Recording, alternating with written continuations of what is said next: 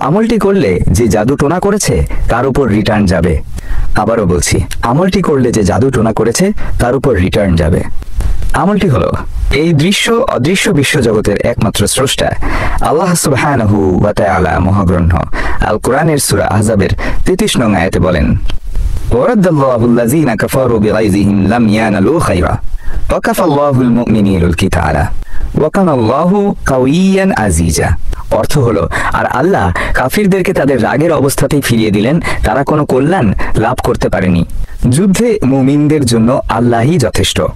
আল্লাহ সর্বশক্তিমান, মহাপরাক্রমশালী। আমলটি দিনে 2 বার করতে হবে। ফজরের নামাজের পরে এবং আসরের নামাজের পরে বসে একবার আয়াতুল কুরসি পড়তে হবে। তারপর আউযু বিল্লাহি মিনাশ শাইতানির রাজিম পড়ে আয়াতটি পড়তে হবে।